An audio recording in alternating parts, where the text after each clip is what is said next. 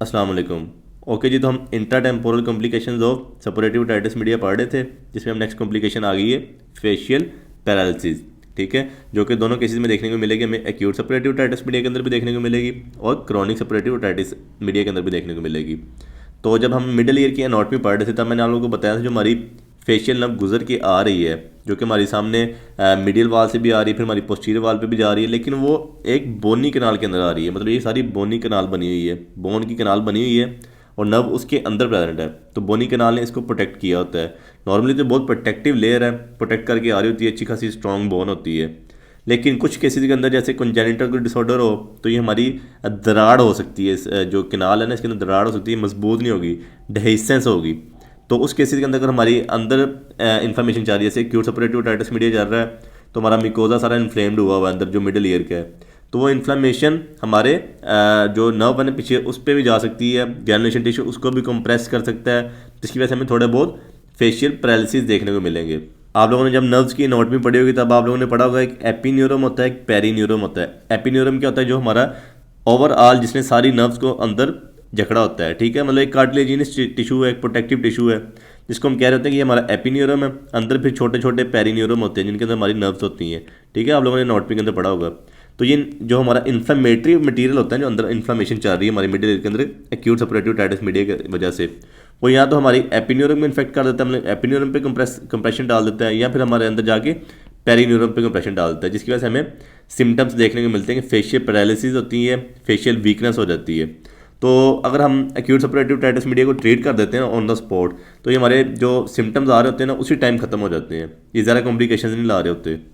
तो acute suppurative otitis media हम treatment कैसे कर रहे होते हैं, आईवी एंटीबायोटिक्स दे रहे होते हैं, स्ट्रॉन्ग एंटीबायोटिक्स। ठीक है, अगर बहुत ज़्यादा अंदर पास भरी हुई है, आपको पता है वो सारा प्रेशर डाल रही होगी, प्रेशर नेक्रोसिस हो रही होगी, तो उस केस के अंदर हमने मेनिंगोटमी करनी है, मतलब जो हमारी टिम्पैनिक मेम्ब्रेन है उसका सुराख करना है, पस को बाहर निकालना है।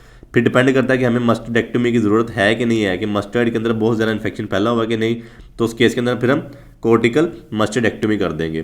फिर क्रॉनिक सपोरेटिव टाइटस मीडिया के अंदर हमारी जो बोनी कनाल है वो कैसे टूट रही होगी। एक केस होता है कोलेस्टोमा का। कोलेस्टोमा मैंने आप लोगों को बताया था कि हमारा बोन डिजोल्विंग कंडीशन है, जिसके अंदर ये एंजाइम रिलीज ऐसे कर रहा था कि जो हमारी बोन को डिजोल्व कर देते हैं और ये बोन को इरोड करता करता करता करता अंदर फैलता ही जाता है। ठीक है, या कोलेस्टोमा कर सकता है या फिर ग्रैनुलेशन टिश्यू, जो कि डायरेक्टली प्रेशर अप्लाई करेगा नर्व्स के ऊपर। ठीक है, जिसकी वजह से हमें फेशियल पैरालिसिस देखने को मिलेगी।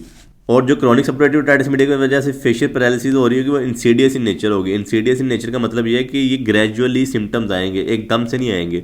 एक्यूट सपोरेटिव टाइटस मीडिया के अंदर एकदम से सिम्टम्स आ रहे हैं, मतलब एयर डिस्चार्ज होता है उसके बाद साथ ही वो फेशियल पैरालिसिस में प्रेजेंट कर गया हुआ है। लेकिन क्रॉनिक सपोरेटिव टाइटस मीडिया के अंदर ऐसे नहीं हो रहा होगा, आहिस्ता आहिस्ता आहिस्ता आहिस्ता आहिस्ता सिम्टम्स आने शुरू होंगे, आहिस्ता आहिस्ता फेशियल वीकनेस होगी। तो इसका हमने ट्रीटमेंट क्या करना है, ट्रीटमेंट हमने करनी है अर्जेंट एक्सप्लोरेशन। एक्सप्लोरेशन क्या करनी है, हमने सारा का सारा जो अंदर से है ना मिडिल ईयर, ठीक है, उसको चेक करना है कि उसके अंदर क्या मसले मसाइल चल रहे हैं। ठीक है, मतलब कोई कोलेस्टोमा कहाँ का तक पहुंचा हुआ है, और उसके बाद जो कि फेशियल कनाल है, जो हमारी टोटल ओवरऑल जो बोनी कनाल है हमारे जेनिकुलेट गैंग्लियन से लेकर, आपको पता है जो हमारा मिडिल ईयर है, ये अगर मिडिल ईयर का जो ऊपर वाला रूफ है ना, रूफ के ऊपर ही हमारा जेनिकुलेट गैंग्लियन होता है, वहाँ से जो हमारी कनाल चलती आ रही चलती आ रही चलती आ रही चलती आ रही है, नीचे आती आती जाके जहाँ पे स्टाइलोमस्टॉइड फोरामन से निकल रही है, ये सारी की सारी हमारी बोनी कनाल होती है। सारी की सारी बोनी कनाल को चेक करना है, इसके अंदर कोलेस्टोमा तो नहीं चला गया हुआ, या कोई इसके अंदर इन्फ्लामेटरी सेल्स तो नहीं चले गए हुए। नॉर्मली जो ग्रैनुलेशन टिश्यू वगैरह होते हैं साइडों पर इन्फ्लामेटरी सेल्स होते हैं उसको हम रिमूव कर देते हैं, या कोलेस्टोमा उसको हम रिमूव कर देते हैं सर्जिकली, ताकि हमारे मसले मसाइल हल हो सकें। उसके बाद कुछ केसेस के अंदर होता है जो हमारी नर्व शीथ है ना, जो माइलिन शीथ होती है, उसके अंदर हमारे इन्फ्लामेटरी सेल्स चल जाते हैं और वो हमारी नर्व्स को सारी को डिस्ट्रॉय कर देते हैं। उस केस के अंदर अगर हमारी नर्व्स है ना इतनी डिस्ट्रॉय हो चुकी हुई है तो हम इसको इतनी नर्व को रिमूव करते हैं, बाकी के दोनों को ना आपस में जोड़ देते हैं, ग्राफ्टिंग कर देते हैं। ठीक है, और कुछ केसेस में इसको अपने हाल पे छोड़ देते हैं। अगर हम इन्फेक्शन वगैरह कंट्रोल करेंगे, फिब्रोसिस वगैरह हो जाएगी, तो हमारे मसले मसाइल ठीक हो जाएंगे, आहिस्ता आहिस्ता हमारी नर्व फिर खुद ब खुद ही इंप्रूव होती जाएगी। अब हम नेक्स्ट वीडियो में लेम्ब्रिथाइटिस पढ़ते हैं।